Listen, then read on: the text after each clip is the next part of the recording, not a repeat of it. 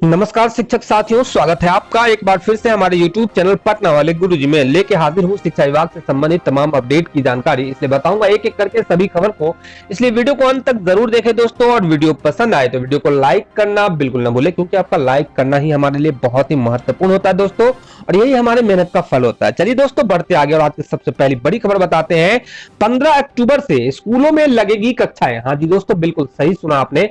15 अक्टूबर से हो सकती है कि सभी स्कूलों को खोल दिया जाए। आइए बताता हूं आपको विस्तार से। केंद्र सरकार से हरी झंडी मिलने के साथ ही अब 15 अक्टूबर के बाद स्कूलों को खोलने की तैयारी शुरू हो चुकी है। चरणबद्ध तरीके से स्कूल खोले जाएंगे।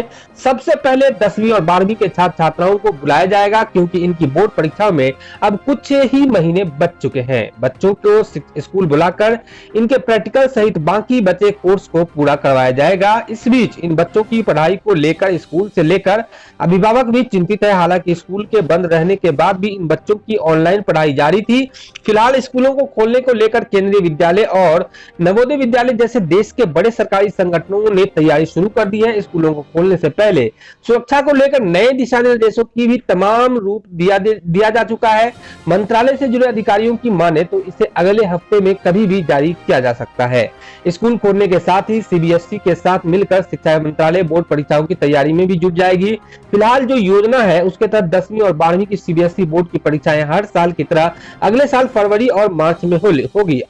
हालांकि इससे पहले प्री बोर्ड की पहली परीक्षाएं इस साल दिसंबर में कराई जाएंगी। योजना पर काम कर रहे अधिकारियों की माने तो अगला शैक्षणिक सत्र प्रभावित न हो, इसके लिए परीक्षाएं समय पर ही होंगी। चलिए दोस्तों बढ़ते आगे और अगली खबर बताते हैं आपको। अगली जो खबर आ रही है दोस्तों, पीएफ कवरेज के लिए वेतन सीमा 15 से बढ़ाकर 21,000 नहीं करेगी नरेंद्र मोदी सरकार। हाँ जी दोस्तों, खबर आ रही है केंद्र की नरेंद्र मोदी सरकार पीएफ कवरेज के लिए न्यूनतम वेतन सीमा को 15 से बढ़ाकर 21,000 नहीं करेगी। लाइव मिनट की एक रिपोर्ट के मुताबिक यह जानकारी सामने आ रही है।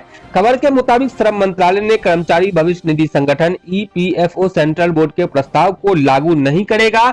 सेंट्रल बोर्ड का प्रस्ताव था कि पीएफ के दायरे में ज्यादा से ज्यादा लोगों को लाने के लिए न्यूनतम वेतन सीमा को 21,000 रुपये प्रति माह किया जाए। श्रम एवं रोजगार मंत्री संतोष गंगवार ने कहा कि अभी इसे बढ़ाया नहीं गया है।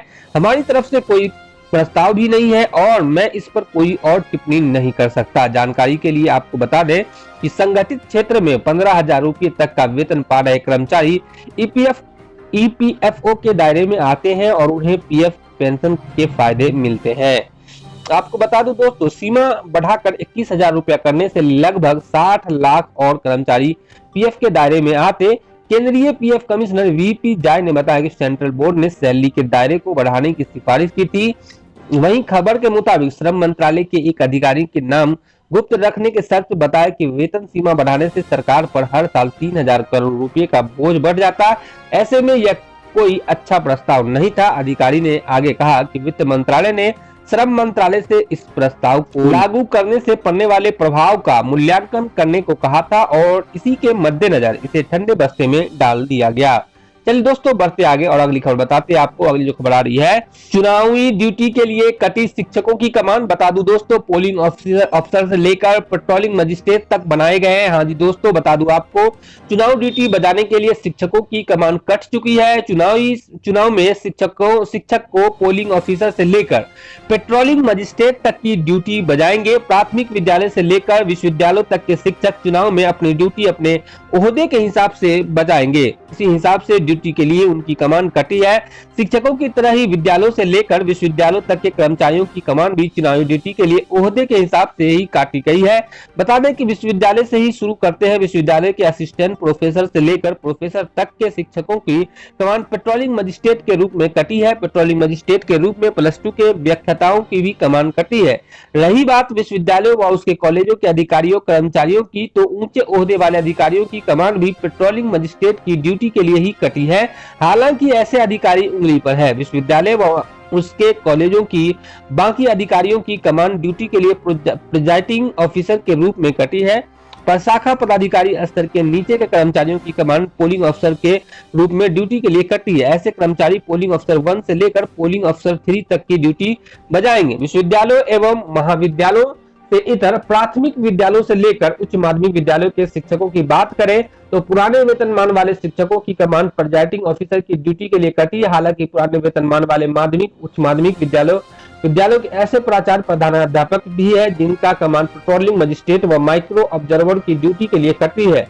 प्राथमिक विद्यालयों से लेकर उच्च माध्यमिक विद्यालयों के पंचायती राज एवं नगर निकाय शिक्षकों की कमान पोलिंग ऑफिसर से लेकर प्रिजाइडिंग ऑफिसर की ड्यूटी के लिए कटी है। पंचायती राज एवं नगर निकाय उच्च माध्यमिक शिक्षकों की कमान प्रिजाइडिंग ऑफिसर की ड्यूटी बजाएंगे, इसी के लिए उनकी कमान काटी गई है। जबकि पंचायती राज एवं नगर निकाय के प्रारंभिक एवं माध्यमिक शिक्षक पोलिंग ऑफिसर की ड्यूटी बजाएंगे। प्रारंभिक से लेकर उच्च माध्यमिक विद्यालयों तक के कर्मचारियों को भी चुनावी नियुक्ति पत्र का तामीला कराया जा चुका है। इनमें कुछ एक कर्मचारी ही ऐसे हैं जो प्रिजाइडिंग ऑफिसर की ड्यूटी बजाएंगे, बाकी कर्मचारी ड्यूटी बजाएंगे पोलिंग ऑफिसर की, पोलिंग ऑफिसर 1 से लेकर पोलिंग ऑफिसर 3 तक की। दोस्तों बढ़ते आगे और अगली खबर बताते हैं आपको। अगली जो खबर आ रही है दोस्तों, इलेक्शन ड्यूटी में कोरोना से मृत्यु पर 30 लाख का अनुदान राशि दिया जाएगा।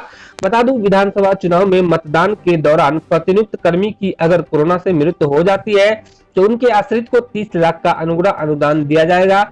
वित्त विभाग ने इससे संबंधित संकल्प जारी कर दिया है। वित्त विभाग के संकल्प में कहा गया है कि भारत निर्वाचन आयोग के निर्देश के अनुसार निर्वाचन प्रक्रिया के क्रम में प्रतिनियुक्त ईवीएम के वीवीपैट से संबंधित इंजीनियर व कर्मी को निर्वाचन कार्य में प्रतिनियुक्त कर्मी माना जाएगा। निर्वाचन कर्तव्य के लिए प्रतिनियुक्त कर्मियों की कोविड-19 के कारण मृत्यु होने की स्थिति में उन्हें 30 लाख रुपए अनुदान के रूप में दिया जाएगा।